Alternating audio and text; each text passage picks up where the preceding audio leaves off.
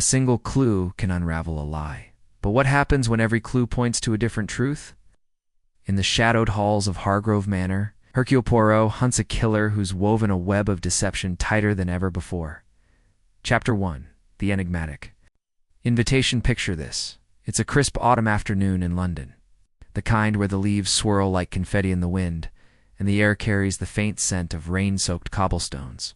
Our story begins not with a bang, but with a mysterious letter that lands on the desk of the world's most famous detective, Hercule Poirot. We're sitting in his impeccably neat apartment at Whitehaven Mansions, sipping a tisane that's herbal. Tea for those not fluent in Poirot's quirks and sorting through his mail with the precision of a surgeon. Captain Arthur Hastings, his loyal friend and occasional sidekick, lounges nearby, flipping through a newspaper, grumbling about the latest cricket scores.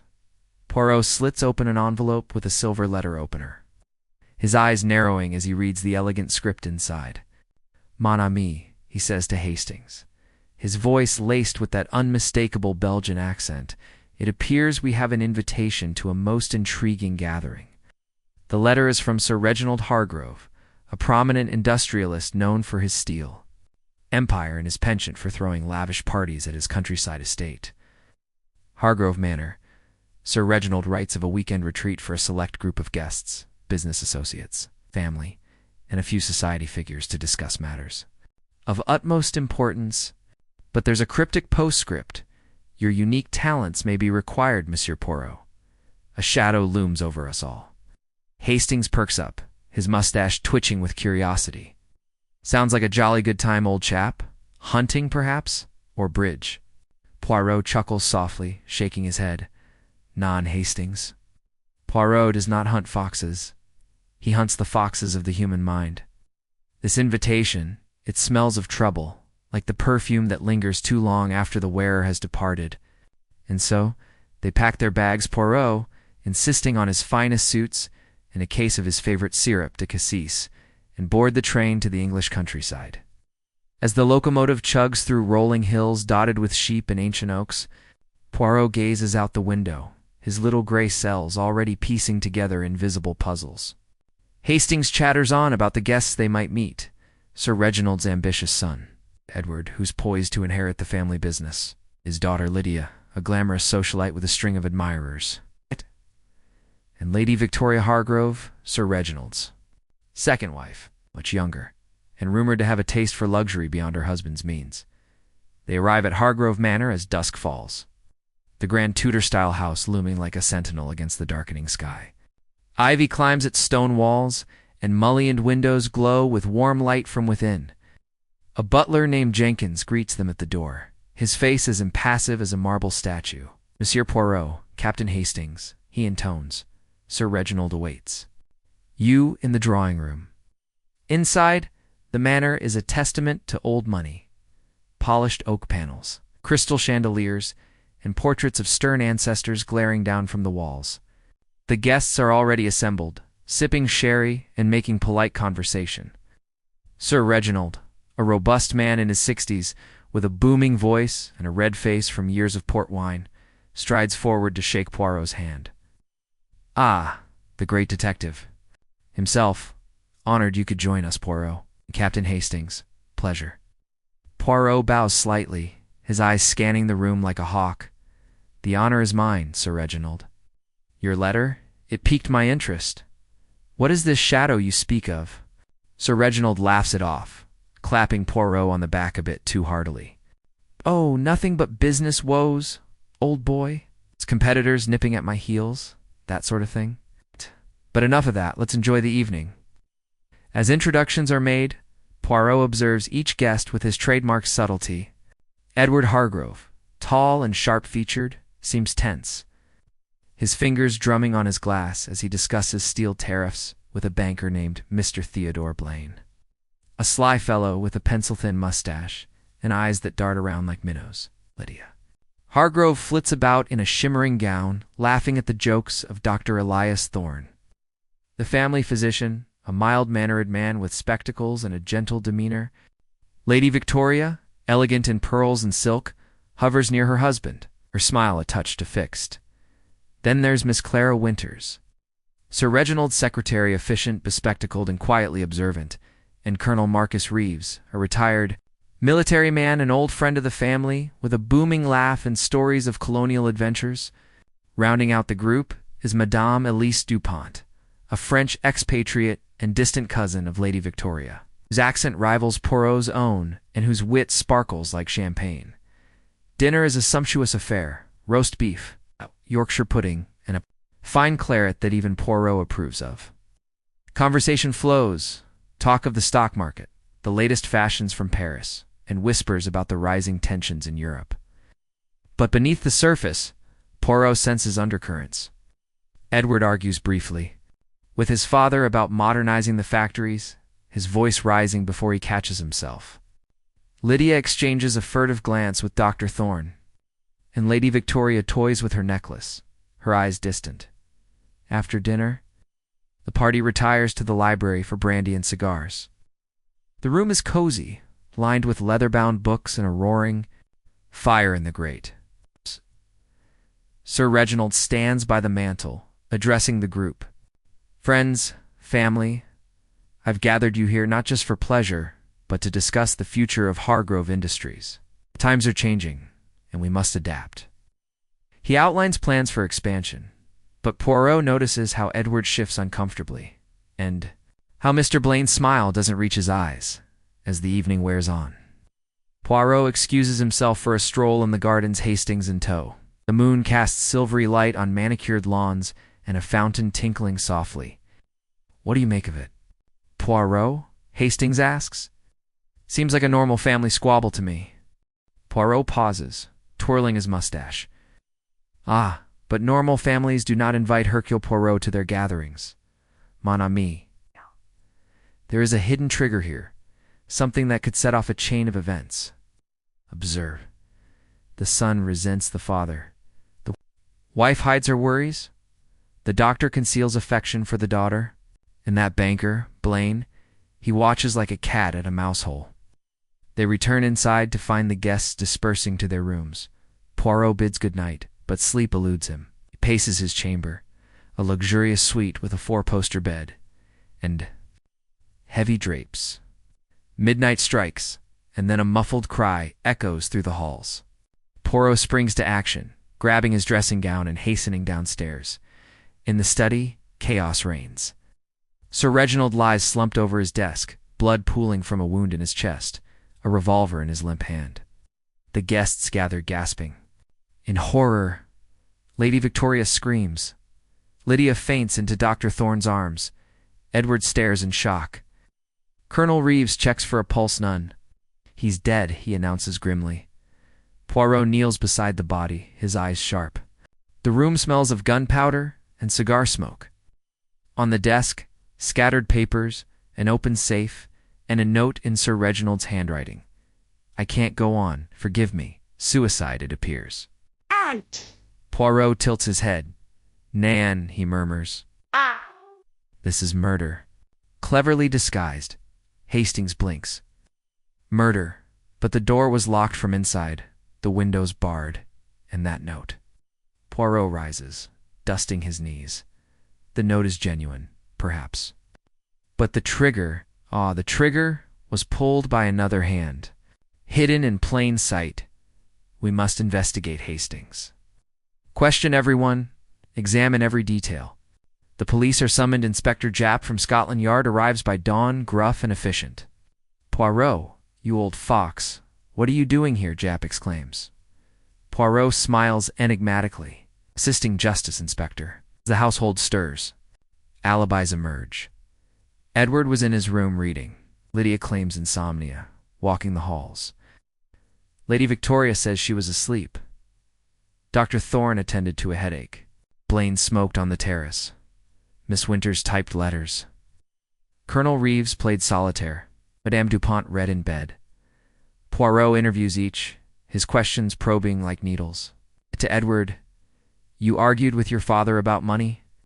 Edward admits it, but denies harm. To Lydia, "Your affections for the doctor, does your father approve?" She blushes, evasive. Clues mount. A missing key from the safe. Footprints in the garden mud.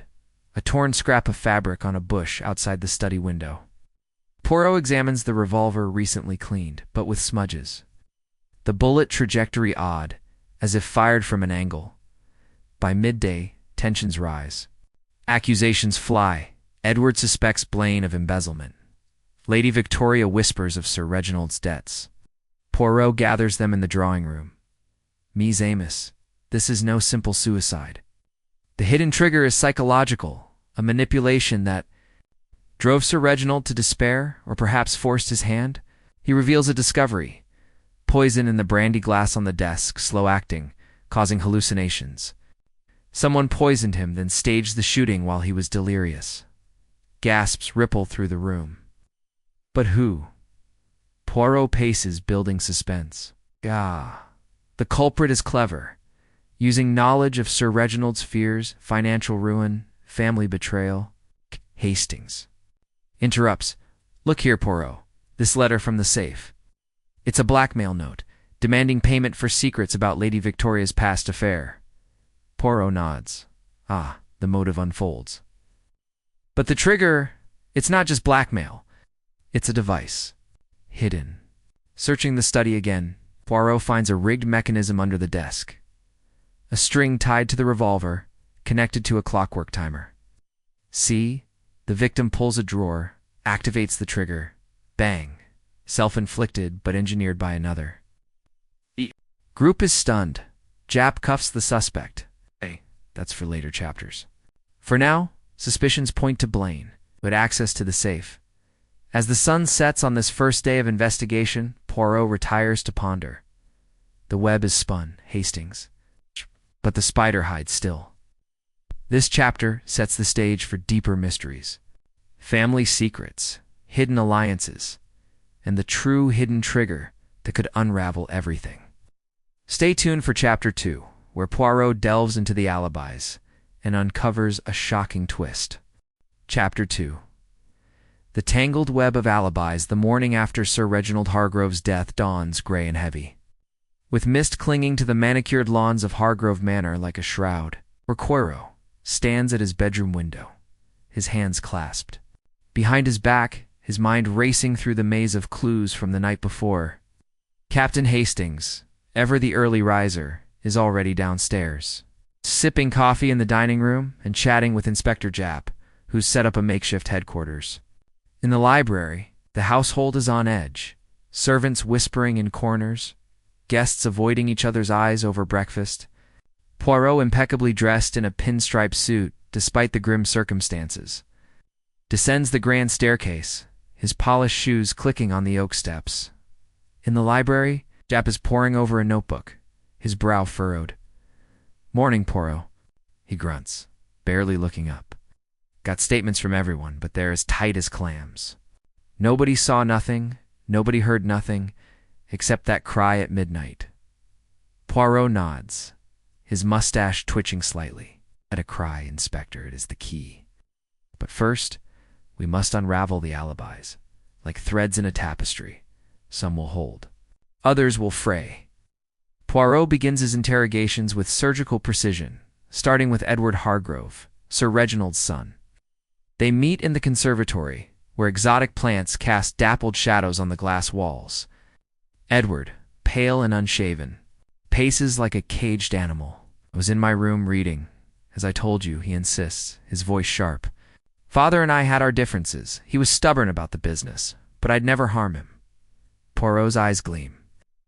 "And yet, Monsieur Edward, you stood to gain much from his death. The Empire, it is now yours, Nan?" Edward flushes, stammering that he loved his father despite their clashes over modernizing the factories. Poirot notes a tremor in his hand, nerves or guilt. Next, Poirot finds Lydia Hargrove in the rose garden, her silk scarf fluttering in the breeze. She's pale, her eyes red-rimmed, but her chin is high. "I couldn't sleep, so I wandered the halls," she says, twisting a rosebud in her fingers. "I heard nothing until that awful cry." Poirot tilts his head. "Mademoiselle, you are close to Dr. Thorne, yes? Did you perhaps visit him that night?" Lydia's cheeks flame, and she snaps. "That's none of your business." But Poirot presses gently. learning she passed the study door around 11:30 p.m. and saw no one. Her evasiveness about Dr. Thorne intrigues him. A secret romance, perhaps. A motive?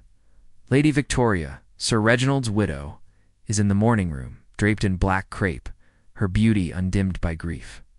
"I was asleep," she says softly, her voice trembling. "Reginald had been so worried lately, debts, you know. I begged him to rest." Poirot observes her delicate hands, clutching a lace handkerchief. "Madam, the blackmail note about—" "Your past, it caused him distress?" She gasps, eyes wide. "How did you—" "Yes, someone threatened to expose an old indiscretion, but I swear I knew nothing of murder." Her tears seem genuine, but Poirot wonders if they mask calculation, doctor. Elias Thorne is next, found in the billiard room, nervously chalking a cue. "I was tending to a headache, took a sedative, and stayed in my room," he says, pushing up his spectacles. Poirot probes about Lydia, noting Thorne's quick defense. She's a patient, nothing more. But his fidgeting betrays unease. And Poirot suspects he knows more about the family's tensions than he lets on. Mr. Theodore Blaine, the banker, meets Poirot on the terrace, a cigar in hand. "I was smoking out here after dinner," Blaine says smoothly, his thin mustache curling with a smile. "Saw no one, heard nothing until the commotion." Poirot asks about his financial dealings with Sir Reginald. Blaine shrugs. "Business. As usual, loans, investments." Hargrove was overextended, but who isn't these days? His nonchalance feels rehearsed, and Poirot recalls the missing safe key. Could Blaine have tampered with it? Miss Clara Winters, the secretary, is in the study, organizing Sir Reginald's papers under Japp's watchful eye. "I was typing letters in my room," she says, her voice steady, her glasses glinting. "I heard the cry, but thought it was a guest arguing." Poirot notices her precise handwriting matches the blackmail note's envelope. A coincidence? Or something more? She admits to knowing Sir Reginald's financial troubles, but claims loyalty to him. Colonel Marcus Reeves, the family friend, is in the smoking room, polishing his old service revolver. "Played solitaire in my room. Turned in early," he booms. His ruddy face genial. Heard the cry. Thought it was a fox outside. Poirot asks about his long history with Sir Reginald. Shared army days. Old debts of honor. Reeves laughs it off, but his grip on the revolver tightens slightly. Unnoticed by all but Poirot, Madame Elise Dupont, the French cousin, is in the drawing room, sipping tea with an air of detached amusement. She says, her accent lilting, "This house, it is full of drama, Nan. But I am merely a guest." Poirot senses she's observing more than she admits, her sharp eyes missing nothing. Could she be an ally or a cunning player? By afternoon, Poirot and Hastings reconvene in the garden where a peacock struts past, its tail a riot of color. Hastings scratches his head. "Blimey, Poirot, everyone's got an alibi, but they're all so vague. And that poison in the brandy, who could have slipped it in?" Poirot paces, his cane tapping the gravel. "The poison, mon ami, was administered earlier, perhaps at dinner. Slow acting, it caused delirium, making the clockwork trigger's shot seem like suicide. But the alibis, they're like a house of cards. One push, and they collapse." Decides to test the alibis through action. He gathers the guests in the dining room, announcing a reenactment of the evening's events. "We shall recreate the hours before the tragedy," he declares, his voice commanding. "Each of you, take your place as you were after dinner." The group complies. Some reluctant, others curious. Edward sits sullenly. Lydia fidgets. Lady Victoria clutches her pearls. Blaine smirks. Thorne adjusts his glasses. Winters hovers. Near the door, Reeves hums a tune. Dupont watches with a faint smile. Poirot moves them through the timeline. Dinner, library drinks, dispersals 2 rooms. He stops at 11:30 p.m., when Lydia claims to have walked the halls. "Show me, mademoiselle," he says. Lydia hesitates, then leads them past the study door, pausing at a side table where a decanter of brandy sat that night. Poirot's eyes light up. This decanter, it was here. Yes, anyone could have tampered with it. He then examines the study door's lock, finding faint scratches. Signs of tampering? The window's bars are intact, but a small gap allows a string to pass through. perhaps for the clockwork device. Poirot tests the desk drawer, triggering a faint click. The mechanism is still there, cleverly concealed as the reenactment ends. A servant rushes in, breathless. "Sir, I found this in the garden shed." He holds a vial labeled atropine, a poison matching the symptoms of Sir Reginald's delirium. The guests gasp, eyes darting suspiciously. Poirot takes the vial, sniffing it carefully. "Mercy, this is most illuminating." Atropine could be slipped into a drink, unnoticed until too late. Back in the library, Jap is skeptical. Atropine. That's a doctor's drug, isn't it? Points to Thorne, maybe. But Poirot shakes his head. Non-inspector. The poison is but one thread.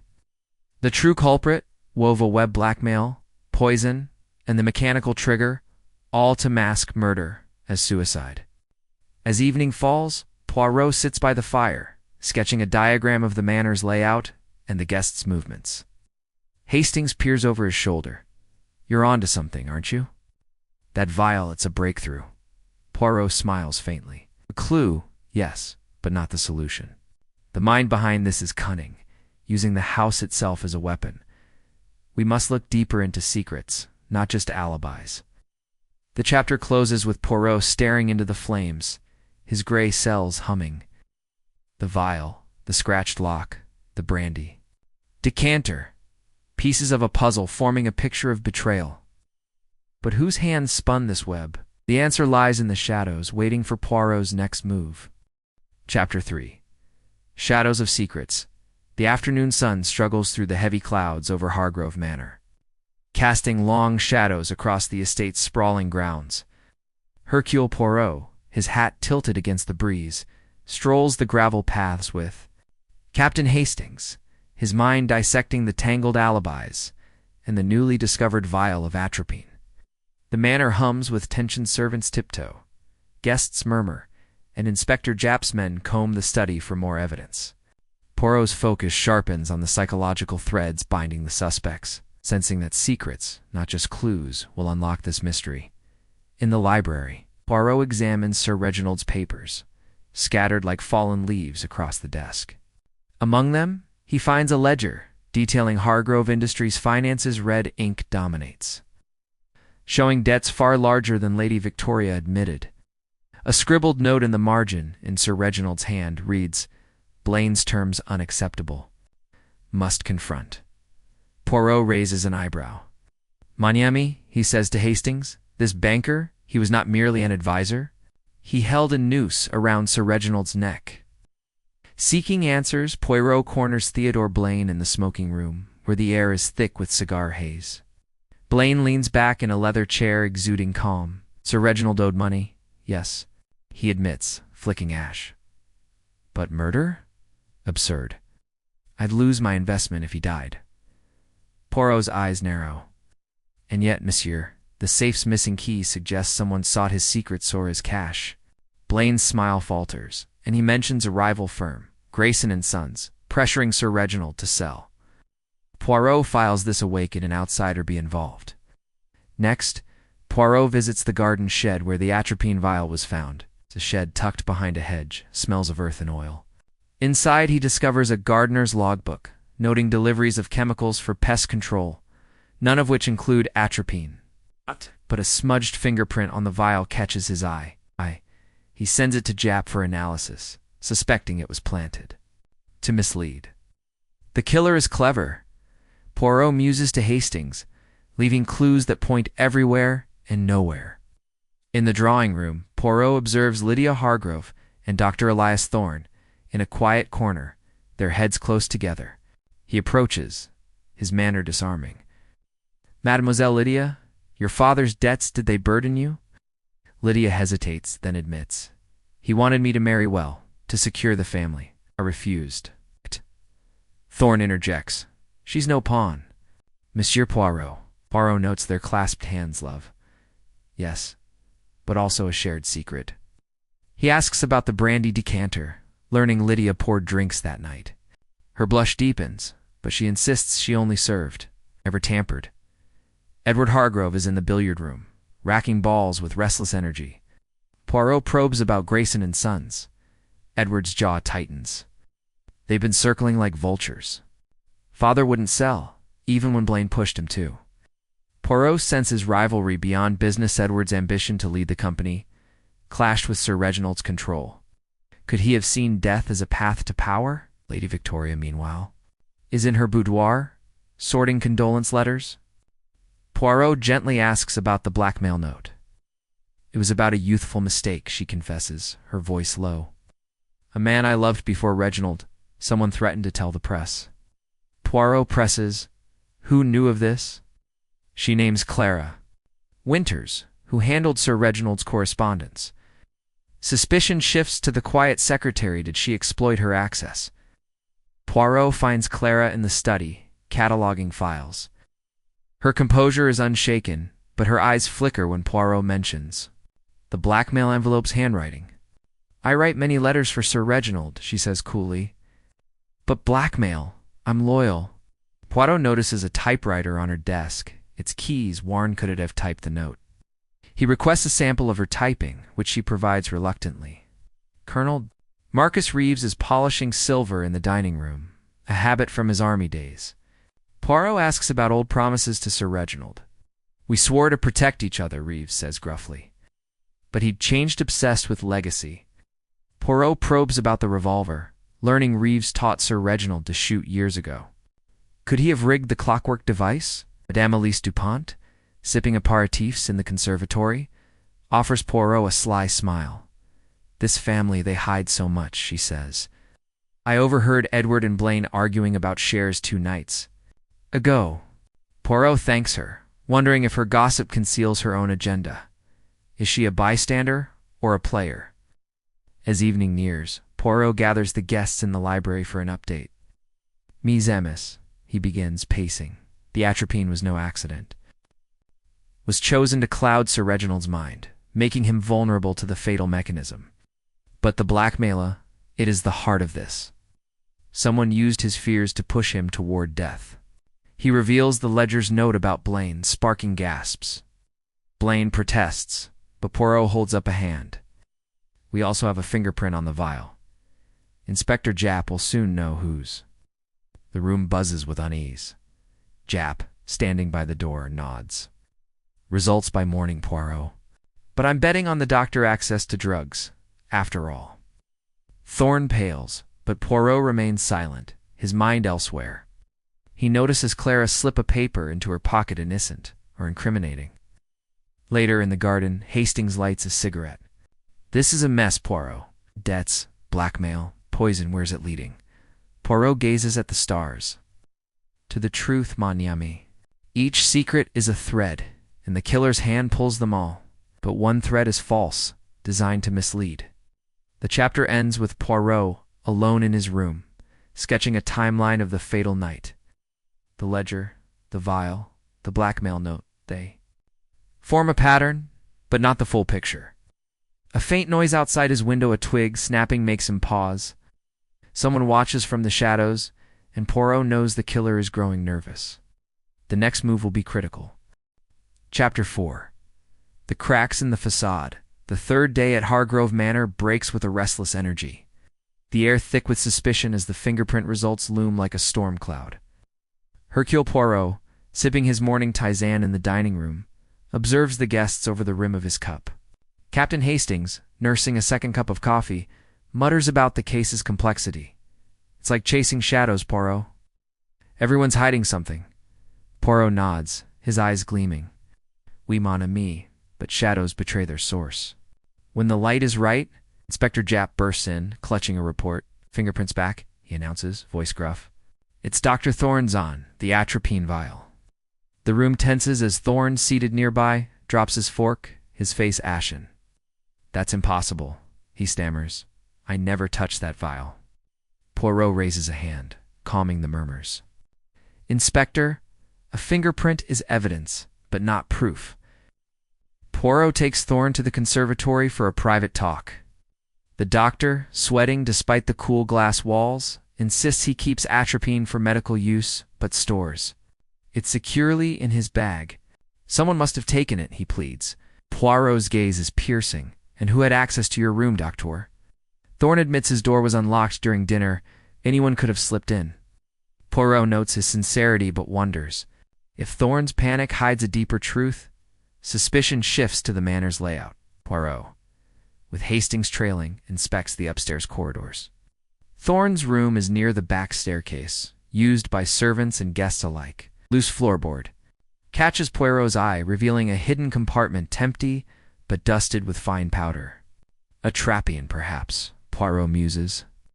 Bagging the residue for Jap, the compartment suggests someone used it to smuggle the poison, but who? In the drawing room, Poirot confronts Edward Hargrove about the rival firm, Grayson & Sons. Edward, polishing his cufflinks, admits they offered to buy us out last month. Father refused, but Blaine kept pushing the deal. Poirot probes deeper, learning Edward met a Grayson representative in London weeks ago. Just business, Edward insists. But his eyes dart away. Could he have colluded with outsiders to force his father's hand? Lady Victoria, found in the library sorting old photos, reveals more about her past affair. It was years ago in Paris, she says, her voice soft. Reginald forgave me, but someone dug it up. Poirot asks if Clara Winters, the secretary, could have found old letters. Victoria nods reluctantly. She organized his personal files. Perhaps she saw something. Poirot senses her fear of exposure, also her protectiveness over the family's legacy. Clara Winters, when questioned in the study, remains composed. Poirot presents the typewriter sample, noting its font matches the blackmail note. Typewriters look similar. Clara counters, her voice steady. Poirot shifts tactics, asking about her duties. I managed Sir Reginald's schedule. His letters everything, she says. He trusted me. But Poirot notices a locked drawer in her desk, sealed with a wax stamp. What is in there, mademoiselle? Clara claims it's personal, but her fingers tremble.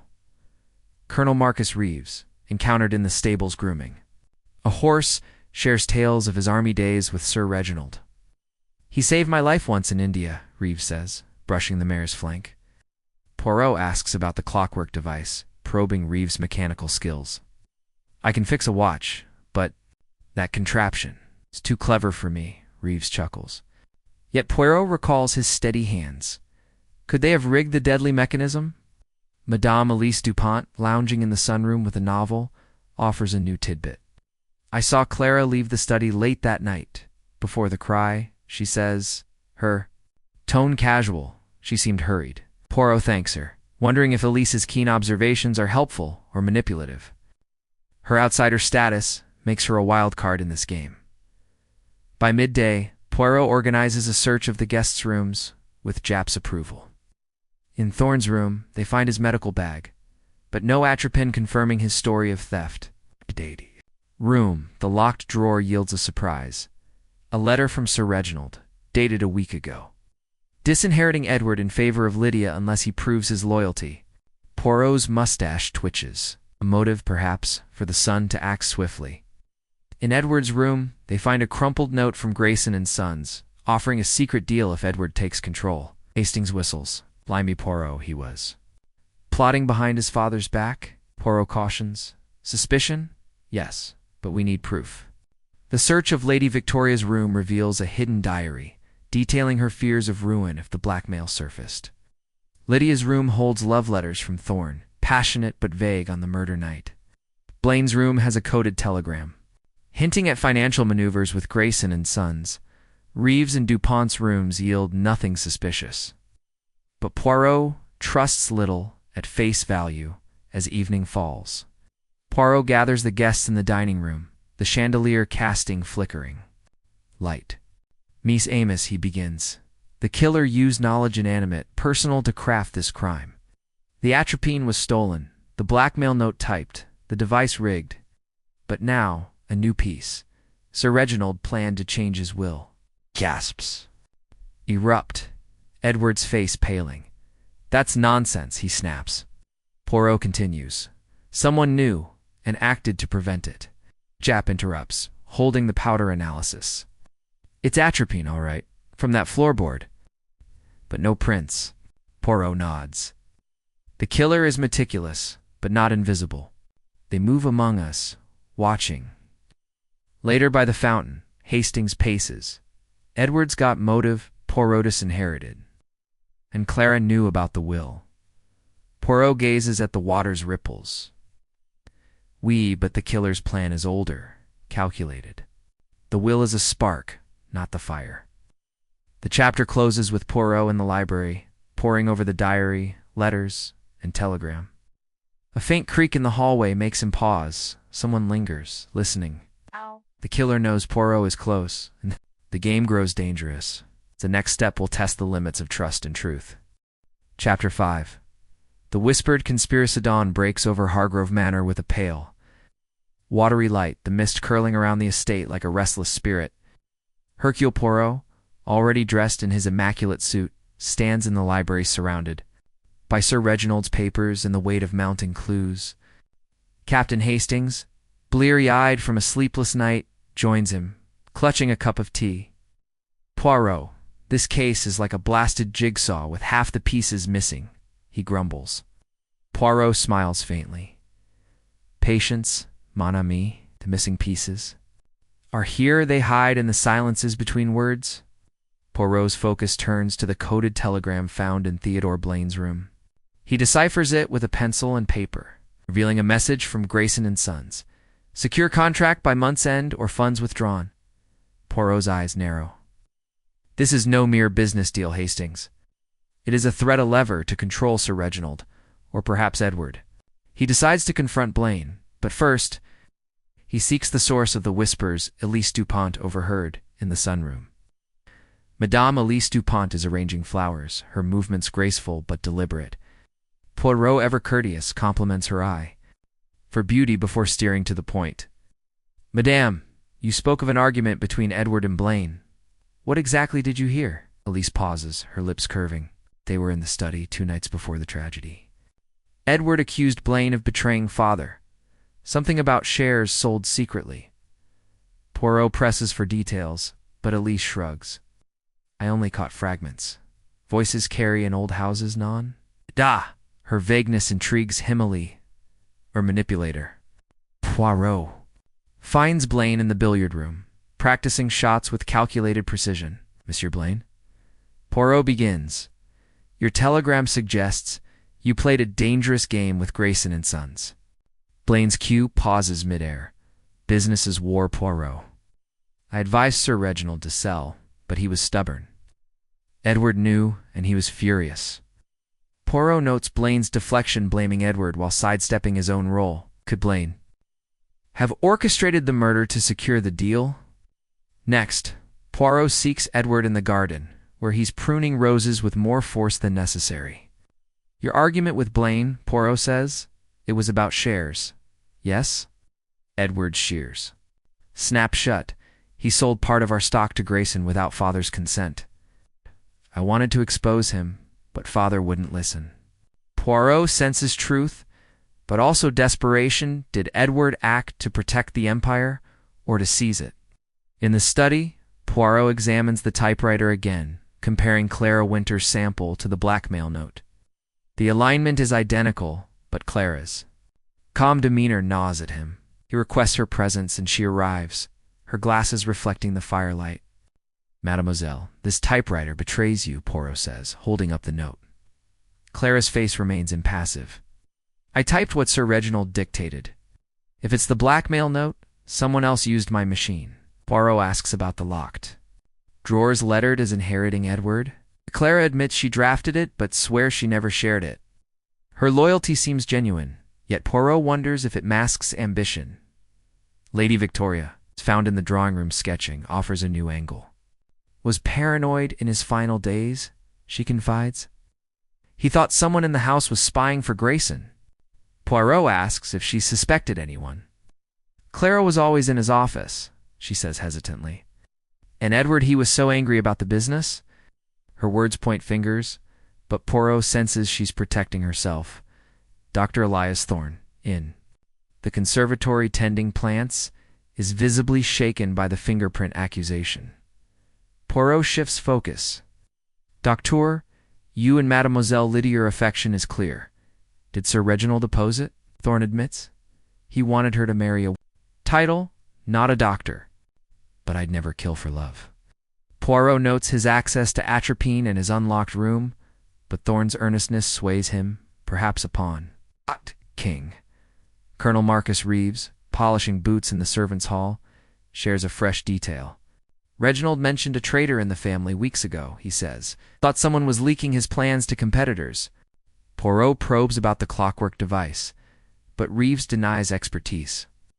Though his knowledge of old military traps raises Poirot's suspicions, Lydia Hargrove, walking by the lake, is tearful when Poirot approaches. Father pressured me to marry a lord, she says. Thorne and I planned to elope, but we needed time. Poirot asks If she knew of the will change. She shakes her head, but her hesitation suggests she suspected it.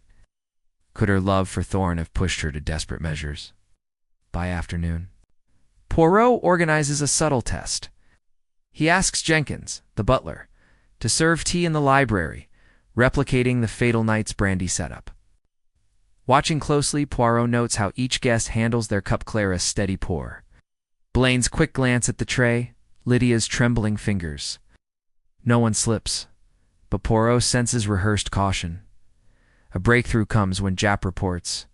On the study's window, found a thread of green wool caught in the gap, he says. Matches a shawl Clara wears.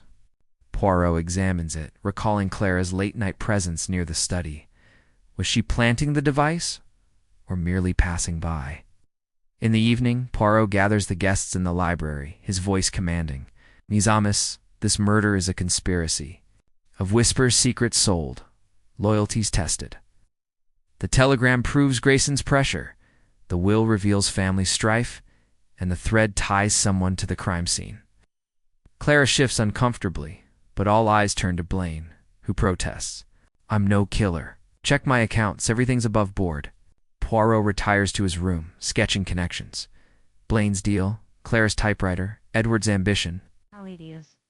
Lydia's love, Victoria's shame. Hastings pacing says it's Blaine, isn't it? Or Claruschi's too quiet. Poirot shakes his head. The killer is not one, perhaps but two. A partnership, one to poison, one to rig the trap. A soft knock interrupts Jenkins, the butler, and Poirot. A sealed envelope found in Sir Reginald's safe, overlooked until now. It contains a contract draft, selling Hargrove Industries to Grayson, signed by Edward, but not Sir Reginald. Poirot's eyes gleam. The plot thickens. Hastings. This was no suicide. It was a coup. The chapter ends with Poirot at his window, the moon casting shadows. A faint rustle in the bushes below makes his pulse quicken. The killer, or killers, no. He's close. The next revelation will force their hand, and Poirot must be ready. Chapter 6. The trap tightens. The fourth day at Hargrove Manor dawns with a chill that seeps into the bones. The sky a slate of unbroken gray. Hercule Poirot, standing by the library's roaring fire, pores over the contract draft found in Sir Reginald's safe, its implications burning in his mind. Captain Hastings, nursing a cold and bundled in a scarf, shuffles in, his voice hoarse. Poirot, that contracted word signature. It's damning, isn't it? Poirot's eyes flicker. We Hastings, but a signature is not a confession. We must tread carefully, the killer is watching.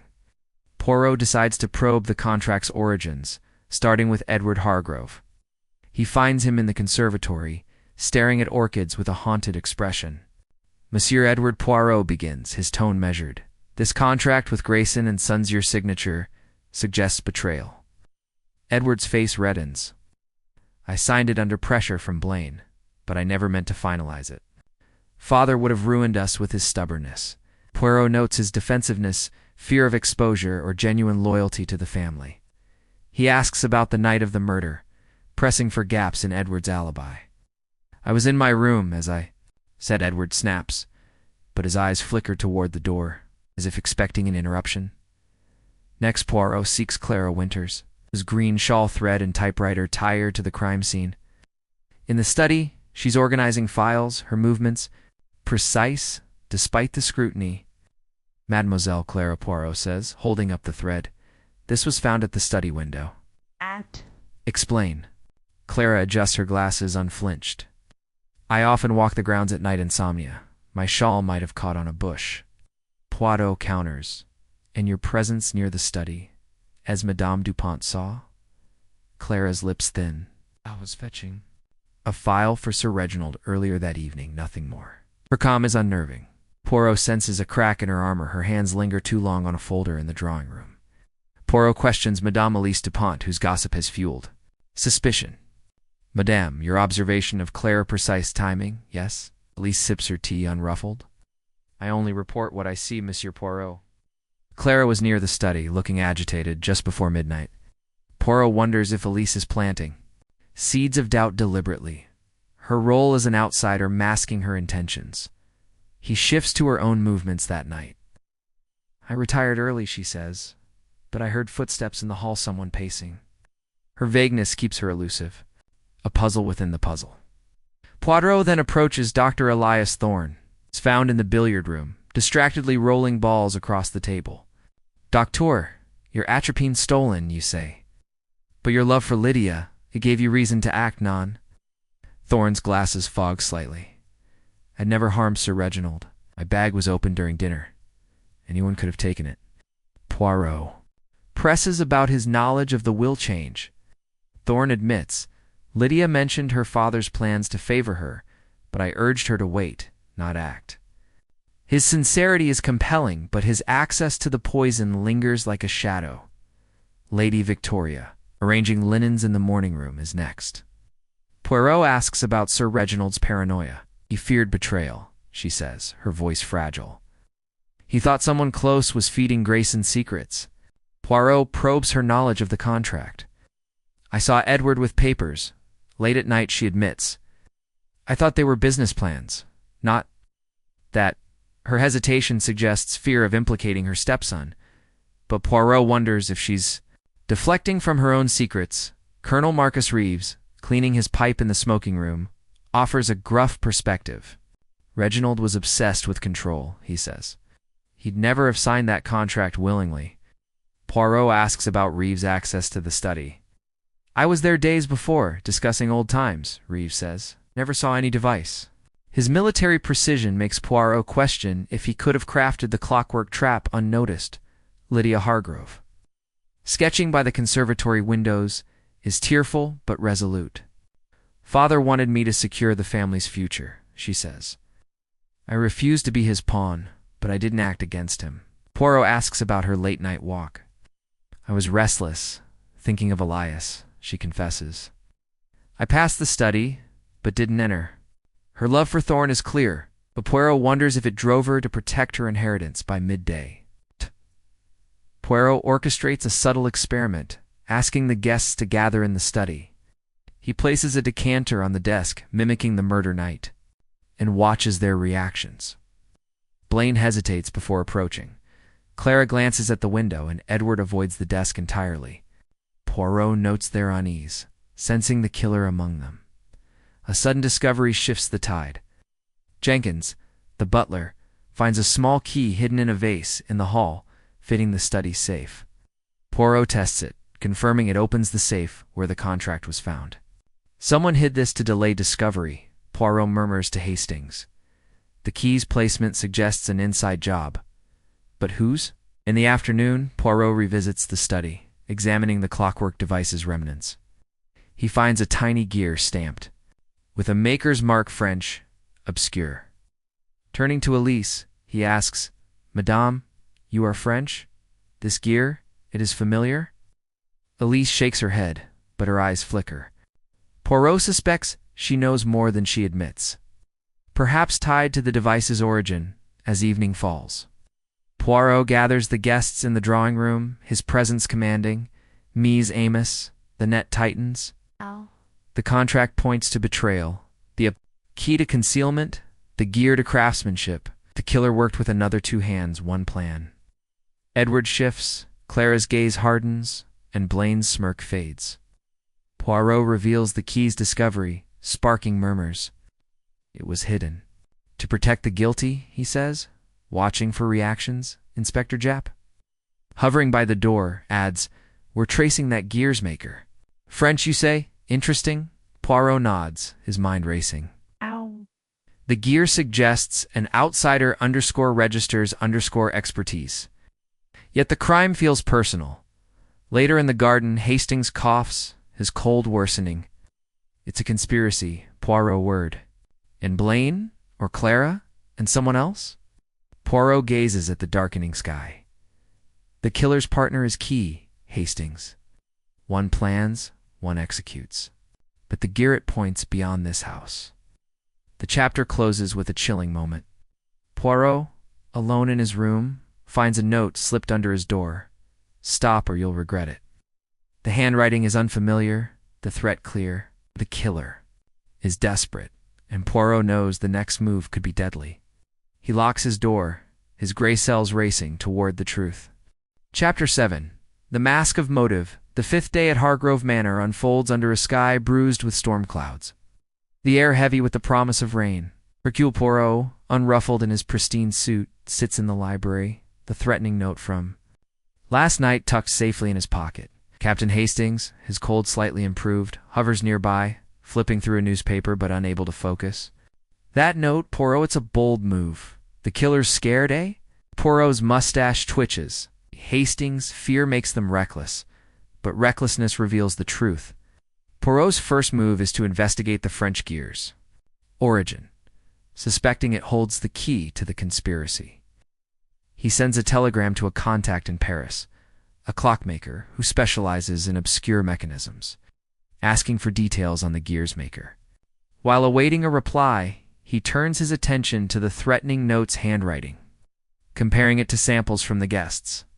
The script is blocky, deliberately disguised, but a faint flourish matches a letter Clara Winters wrote for Sir Reginald.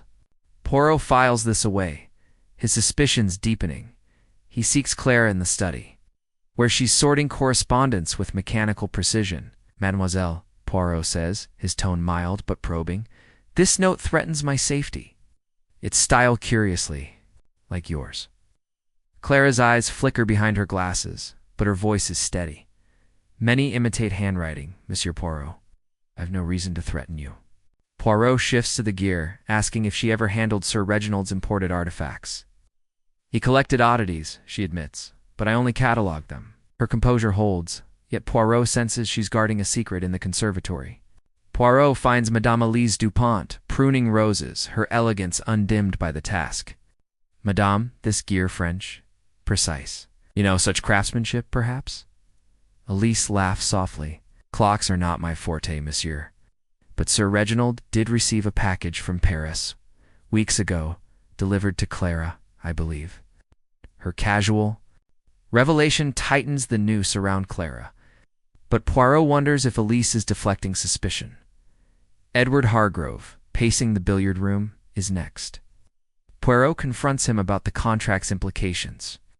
You stood to lose everything if your father disinherited you, he says. Edward's fists clench. I signed to save the company, not to kill him. Blaine was the snake, pushing Grayson's agenda. Poirot asks about the study's safe key, found in the vase. Edward claims ignorance, but his agitation suggests he knows more than he admits. Lady Victoria, embroidering in the morning room, offers a fragile smile when Poirot approaches. Madame, your husband's paranoid, he suspect Edward specifically? She hesitates, her needle pausing. He thought Edward was too eager for control, but he never named a traitor outright. Poirot probes about the package from Paris. I saw Clara unpack a cratesome mechanical toy, I thought, she says. Her words align with Elise's, pointing again to Clara, Dr. Elias Thorne. Checking his medical bag in the dining room is visibly strained. Poirot asks about his knowledge of French imports. I have no interest in gadgets, Thorne says, his voice tight. But I saw Clara with a parcel in the study days before. Poirot notes the pattern Clara at the center of too many threads. He asks about Thorne's plans with Lydia. We wanted freedom, Thorne says. But murder? Never. His earnestness rings true, but Poirot remains wary. Colonel Marcus Reeves, polishing a hunting rifle in the stables, greets Poirot with a hearty chuckle. Still sniffing out clues, eh? Poirot asks about his mechanical skills, mentioning The gear? I've rigged traps in my day, Reeves admits, but nothing like that device. Duh. Too fiddly. His candor seems genuine, but his familiarity with traps keeps him in Poirot's sights. Lydia Hargrove, reading in the sunroom, is tearful when Poirot questions her about the package. I saw Clara with a box from France, she says. Father Was excited, said it was a gift for the business. Poirot presses about her father's trust in Clara. He relied on her completely, Lydia admits, but she was always so distant. Her words add weight to Clara's growing shadow by midday. Poirot receives a reply from Paris. The gear is from a specialty shop in Montmartre, known for custom clockwork devices, often used in theatrical props or traps. The shops. Records show a purchase by a C. Winter 2 months ago. Poirot's pulse quickens. Clara, or a clever alias. He orchestrates a confrontation, gathering the guests in the library. Mies Amos, he begins, holding the gear aloft. This was ordered from Paris. It's by a C. Winter. It powered the device that killed Sir Reginald. Clara pales, her hands gripping her chair. I never ordered such a thing, she protests. The others exchange glances. Edward's jaw tightens. Blaine smirks. Elise watches coolly. Poirot continues. The note threatening me also points to one among you, skilled in deception. Inspector Japp, leaning against a bookshelf, adds, We've searched Clara's room again, no gear. But a French receipt for a book, dated last month. Clara insists it's unrelated, but Poirot's gaze is unrelenting. He shifts focus, asking each guest to recount their actions 2 months ago when the gear was ordered. Most claim vague travels or routines, but Clara mentions a brief trip to London close enough to send a telegram to Paris. As tension mounts, a scream pierces the air. Jenkins, the butler, rushes in, pointing to the garden. The shed's on. Fire. The guests hurry outside, where flames lick the wooden shed, smoke billowing. Japp's men douse the blaze, but the shed's content stools, logs, and any remaining clues are charred. Poirot examines the scene, finding a petrol can. Nearby, its cap loose. Arson, he murmurs to Hastings. The killer seeks to destroy evidence. Back in the library, Poirot addresses the shaken group. This fire was no accident. Someone fears the truth about the gear, the contract, the poison. Clara's eyes dart to the floor. Blaine adjusts his tie, and Edward clenches his fists. Poirot holds up the threatening note. The one who wrote this also set the fire. The mask slips, Mies Amos. Later, in the garden, Hastings shivers, despite the fading warmth. Clara's an unpredictable _deep. Poirot, that gear, the fire. Oh, yeah. But why burn the shed now? Poirot gazes at the smoldering ruins. To hide a final clue, Hastings, it's the killer. Thought it safe, but they miscalculated. The chapter closes with Poirot in his room, the gear and note on his desk. A faint smell of petrol lingers in the air, carried through an open window. He locks it, sensing the killer's desperation. The fire was a distraction, but it has only sharpened Poirot's resolve. The next move will expose the heart of the conspiracy. Chapter 8. The edge of exposure. Ain lashes Hargrove Manor on the 6th day, drumming against the windows like an impatient summons. Hercule Poirot, undeterred by the storm, sits in the library, the French gear and threatening note laid before him, their secrets whispering of a conspiracy. Captain Hastings, his cold now a mere sniffle, paces nearby, his frustration palpable. Poirot, that fire, it's a desperate act. Clara's got to be involved, hasn't she? Poirot's eyes gleam. Perhaps Hastings, but desperation blinds. The killer's next mistake will be their last. Poirot begins by re-examining the shed's charred remains, braving the downpour with an umbrella. Petrol can, now with Japp's men, bears no fingerprints, but Poirot finds a fragment of scorched paper in the mud-torn receipt from a London chemist, dated a month ago, listing atropine. This was no accident, he murmurs, pocketing it. The receipt strengthens the case against Dr. Thorne, but Poirot suspects a plant. It's meant to mislead. Seeking clarity, Poirot confronts Dr. Elias Thorne in the conservatory, where he's tending ferns, his hands unsteady. Doctor, this receitter name is not on it, but atropine, is your domain none? Dorn's face pales. I ordered no such thing. My supplies come from a hospital, not some chemist. Poirot probes his movements. A month ago, Thorne admits to a London visit for a medical conference, near the chemist's address. Coincidence, he insists, but Poirot notes his sweat fear, or guilt. In the study, Poirot questions Clara Winters about the receipt. She's filing papers, her calm a stark contrast to the storm outside. I've never been to that chemist, she says, her voice even. Poirot mentions the gear's purchase undersea. Winter? Clara's eyes narrow. A forgery, or someone using my name? No mechanic. Her denial is firm, but Poirot catches her glance at a locked cabinet, another secret. Madame Elise Dupont, sipping cognac in the drawing room, offers a cryptic smile when Poirot asks about the chemist. London is full of shops, monsieur. Clara Shea was in London last month. No? Poirot presses her motives. I only observe, Elise says, swirling her glass. This house thrives on secrets. Her detachment raises Poirot's suspicions as she's stirring the pot to distract. Edward Hargrove, found in the billiard room, is agitated when Poirot mentions the receipt. I don't deal in poisons, he snaps. Blaine's the one with shady contacts. Poirot asks about his London trips. Edward admits to meeting Grayson and Sons, but denies visiting chemists. His defensiveness grows, and Poirot wonders if he's shielding someone or himself. Lady Victoria, arranging flowers in the morning room, trembles when Poirot shows her the receipt. Reginald mentioned a chemist once, she says. It thought.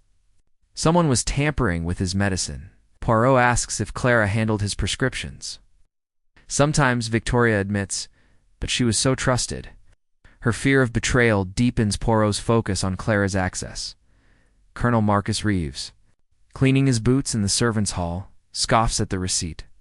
Poisons aren't my style, he says. Hey, but that gear French traps were used in the war. Clever stuff. Poirot notes his knowledge, asking about his London visits. Reeves claims only social calls, but his steady hand suggests he could handle delicate mechanisms. Lydia Hargrove, sketching in the sunroom, grows tearful when Poirot mentions the receipt. Elias wouldn't do this, she insists. He's gentle. Poirot asks about her own London trips. I went shopping with Clara once, she says, but not to chemists. Her loyalty to Thorne is fierce, but Poirot senses she's hiding. A detail, perhaps unwittingly. By afternoon, Poirot orchestrates a test. He asks Jenkins to place a decoy package, a sealed box labeled evidence, in the library, announcing it contains new clues. He watches from a hidden alcove as the guests pass through. Blaine lingers, inspecting the box. Clara glances at it coldly. Edward avoids it entirely. Late that night, Poirot hears footsteps. Someone tries the library door, but it's locked. The killer's curiosity is piqued. A breakthrough comes when Japp reports on the chemist's records. The atropine was bought under a false name, No C. Winter. But a woman's description matches Clara vaguely, he says. Poirot nods, his mind racing. The receipt, the gear, the note all point to careful planning, but the fire suggests panic. In the evening, Poirot gathers the guests in the dining room, the storm rattling the windows. Mies Amos, he begins. The killer weaves a web of misdirection. This receipt, this fire they aim to confuse, the truth lies in timing. The gear was ordered months ago, the poison bought weeks ago. This was no impulse. He reveals a decoy package, watching reactions. Clara's face is stone, Blaine's eyes narrow, and Edward shifts uneasily as the group disperses. Poirot finds a new clue. A smudged footprint in the library, near the end. Decoy box, matching a woman's shoe. He compares it to Clara's and Elise's shoes. Clara's fit closely. She is bold, Poirot murmurs to Hastings, or someone wishes her to seem so. Later in the garden, Hastings shivers in the rain. Clara's the linchpin, Poirot, the gear, the receipt, the footprint. Poirot gazes at the storm. But the killer plays a double game.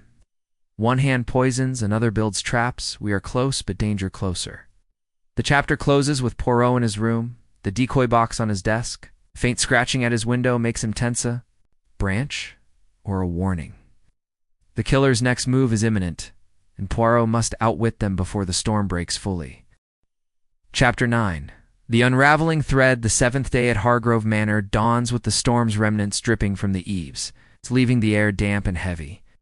Hercule Poirot, his suit as crisp as ever, stands in the library, the decoy package untouched. On the desk, its presence a silent challenge to the killer. Captain Hastings, now fully recovered, leans against a bookshelf, his eyes bright with anticipation. Poirot, that footprint hits Clara, isn't it? We've got her. Poirot's mustache twitches. Nen Hastings. The footprint is clue, but the truth is a tapestry woven by more than one hand. Poirot begins by revisiting the locked cabinet in Clara's study, suspecting it holds a missing piece. With Inspector Japp's permission, he picks the lock, revealing a bundle of letters unsigned, but in the same blocky script as the threatening note. They detail Sir Reginald's fears of betrayal, naming no one but hinting at a trusted confidant leaking secrets to Grayson and Sons. Poirot's eyes gleam. Clara knew his thoughts intimately. He murmurs, "But is she the betrayer or the scapegoat?" He confronts Clara in the morning room, where she's sorting stationery. "Mademoiselle, these letters, your hand wrote them, Nan." Clara's composure cracks, her glasses slipping. "I wrote what Sir Reginald dictated," she insists. He was paranoid, seeing enemies everywhere. Poirot presses about the gear's purchase. "I never ordered it," she says, her voice rising. "Someone's framing me." Her agitation feels genuine, but Poirot notes her quick glance toward the door, expecting rescue or fearing exposure. Poirot finds Madame Elise Dupont arranging orchids, her calm a stark contrast to the manor's tension. "Madame, you point fingers at Clara often," he says. "Yet your own knowledge of the gears are gin-curious, Nan." Yes, his smile is enigmatic. "I merely noticed details, monsieur." Clara handled many packages. Perhaps one was more than it seemed. Poirot probes her past, learning she once worked in a Paris theater, familiar with mechanical props. "A coincidence," she says, but her eyes betray a flicker of unease. Edward Hargrove, polishing a golf club in the billiard room, bristles when Poirot mentions the letters. "Father was losing his grip," he says. He saw spies everywhere. "Even in me." Poirot asks about Clara's role. "She was his shadow, knew every secret," Edward admits. "I never saw her act against him." His loyalty to Clara seems odd, given his earlier suspicions of others. Lady Victoria, arranging books in the library, trembles when Poirot shows her the letters. "Reginald wrote such things to clear his mind," she says. "Clara typed them, but they were private." Poirot asks if she suspected Clara. "She was too efficient," Victoria murmurs, almost invisible. Her words hint at distrust, but Poirot senses she's holding back a deeper fear. Dr. Elias Thorne, checking his medical bag in the dining room, denies knowledge of the letters. "I treated Sir Reginald's nerves, not his secrets," he says. Poirot asks about his Paris trips, recalling the gear's origin. "I've never been to Montmartre," Thorne insists, but his hands shake, betraying nerves. Poirot wonders if his love for Lydia blinds him to her actions. Colonel Marcus Reeves, oiling a saddle in the stables, laughs off the letters. "Reginald was always dramatic," he says. "Clara just did her job." Poirot probes his theater. Connections, knowing traps like the clockwork device were used in plays. "Never cared for shows," Reeves grunts. But his knowledge of mechanics keeps him suspect. Lydia Hargrove, sketching by the lake, grows defensive when Poirot mentions the letters. "Clara was father's confidant," she says. "If she betrayed him, I never saw it." Poirot asks about her trust in Elise. "She's too observant," Lydia admits, "always watching us." Her unease about Elise shifts Poirot's focus. Could the French cousin be more than a bystander? By midday, Poirot sets a new trap. He announces to the guests, gathered in the drawing room, that the decoy package contains a witness statement. Naming the killer will be opened tomorrow, he says, watching their faces. Clara's eyes widen. Elise sips her tea calmly, and Blaine adjusts his tie nervously.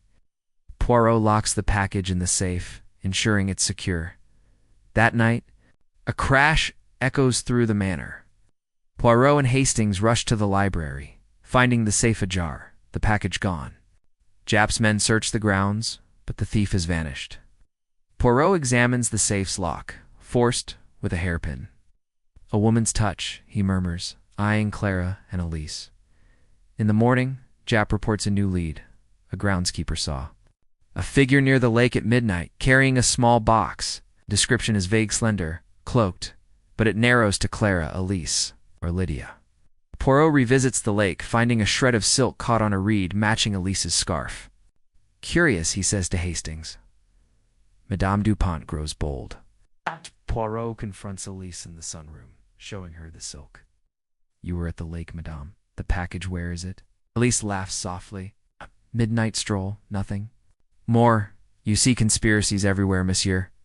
Her defiance is calculated, but Poirot senses she's testing him. As evening falls, Poirot gathers the guests in the dining room, the air thick with suspicion. Mies Amos, the package's theft proves the killer's fear. The letters reveal a trusted hand-turned traitor, and the silk points to a midnight wanderer. Elise shifts. Clara's face is stone, and Edward avoids his gaze. Poirot continues. The killer and their partner grow reckless. Tomorrow, we end this. Later, by the fireplace, Hastings whispers, Elise and Claire working together, maybe? Poirot gazes at the flames. One weaves the web, one cuts the threads. But the silk kit changes everything. The chapter closes with Poirot in his room, the rain slowing outside. Faint creak in the hall makes him pause, his hand on his cane. The stolen package is a gambit, and the killer's next move will reveal their face or cost Poirot dearly. Chapter 10. The hidden trigger revealed. The 8th day at Hargrove Manor breaks with a fragile calm. The sky clearing to reveal a pale sun. Hercule Poirot, his suit impeccable, gathers his notes in the library, the weight of the case pressing on his gray cells. Captain Hastings, eager for resolution, adjusts his tie nervously. Poirot, today's the day, isn't it? You've got the killer cornered. Poirot's eyes twinkle. We Hastings. The tapestry is complete, every thread leads to the truth. Tonight, we end this. Poirot begins by re-examining the stolen decoy package's implications. The hairpin used to force the safe points to a woman, but the silk shred at the lake shifts suspicion between Clara Winters and Madame Elise Dupont. He requests Inspector Japp to search the lake's edge again, hoping for the package. Meanwhile, Poirot studies the letters from Clara's cabinet, noting their tone calculated, almost rehearsed, as if meant to be found. The killer planned for discovery, he murmurs, but not for me. In the morning room, Poirot confronts Clara one last time. Mademoiselle, your letters, your shawl, the Graal point to you. Yet you claim innocence. Speak. Clara's composure falters, her voice sharp. I'm no murderer. Someone used my name, my typewriter, my trust. Poirot shows her the threatening note. This flourish, it is yours. Clara admits to writing similar notes for Sir Reginald, but insists. She never threatened Poirot. Her desperation feels real, but Poirot senses a half-dashed truth next. He finds Elise in the conservatory, her elegance masking a steely edge. Madame, your silk at the lake, your theater past. Too many coincidences. Elise's smile is icy. You chase shadows, monsieur. Took no package. Poirot presses about her Paris connections, mentioning the Gears Montmartre origin. Theater props are common, she says, but I've no hand in murder. Her deflection is smooth, but Poirot notes her fingers tighten around a pruning. Knife. Edward Hargrove, in the billiard room, is defensive when Poirot mentions the contract. I signed to save the business, he insists. I'd never kill father. Poirot asks about his knowledge of the gear. Clara handled father's odd deliveries, Edward says. Ask her. His quick blame of Clara feels rehearsed.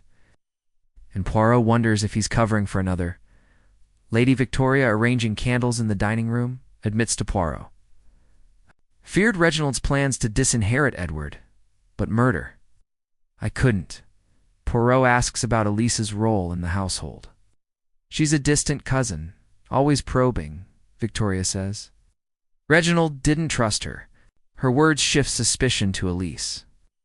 But Poirot senses Victoria's fear of exposure lingers. Dr. Elias Thorne, checking his bag in the study, denies any role in the gear or poison. "Lydia's my only concern," he says. Poirot asks about his access to the study. "I was there once for Reginald's nerves," Thorne admits. His honesty seems genuine, but his proximity to Lydia keeps him suspect. Colonel Marcus Reeves, polishing a sword in the stables, laughs off Poirot's questions about the gear. "I'm no tinkerer," he says, "but at least she's cleverer." Then she lets on. Poirot notes his deflection, wondering if Reeves knows more than he claims. Lydia Hargrove, sketching in the sunroom, pleads for Thorne's innocence. "He'd never harm father," she says. Poirot asks about Elise's influence. "She encouraged me to stand up to father," Lydia admits, "but not like this." Her trust in Elise wavers, and Poirot senses a hidden dynamic by midday Japs. Men find the decoy package submerged in the lake. Its contents a blank paper confirming it was a ruse. The silk shred, however, is unmistakably Elise's. Poirot's plan crystallizes, a final confrontation to force the killer's hand. In the evening, Poirot gathers everyone in the drawing room, the fire casting long shadows. Mise. He begins pacing. Sir Reginald's death was no suicide. It was a murder, planned by a mastermind and an executor. He lays out the clues, the atropine, stolen from Thorne's bag, the gear ordered from Paris, the typewriter used for blackmail, the contract signed by Edward, the letters penned by Clara, the silk tracing to Elise. "Clara Winters," Poirot says, turning to her. "You typed the blackmail note, but not for Sir Reginald.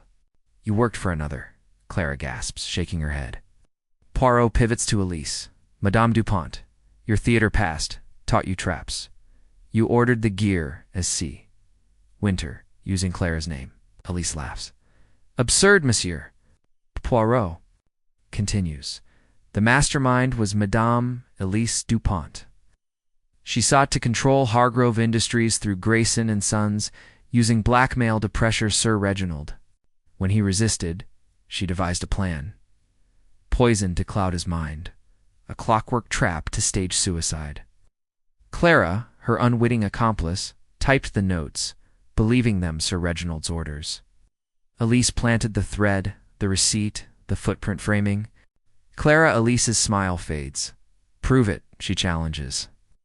Poirot holds up a telegram from Paris, confirming Elise's purchase of the gear under a pseudonym, traced to her old theater contacts. Knew Sir Reginald's fears, Poirot says you poisoned his brandy, set the trap, and burned the shed to hide your tools. The room is silent. Clara sobs. "She told me it was for father's business." Edward lunges at Elise, restrained by Jap. "You snake," he shouts. Elise, cornered, smirks. "You'll never convict me." But Jap produces handcuffs, citing. "The telegram and silk as evidence," Poirot concludes. "The hidden trigger was greed, masked as loyalty." Elise used Clara, manipulated Edward's ambitions, and exploited the family's secrets. Lydia clings to Thorne, Victoria weeps, and Reeves shakes his head. As Jap leads Elise away, Poirot turns to Hastings. The gray cells triumph. Ami. Outside, the sun sets, casting Hargrove Manor in gold. The case is closed, but the scars remain. If you've followed this tale, hit like and subscribe for more mysteries. Comment below, who did you suspect? Stay tuned for Poirot's next adventure.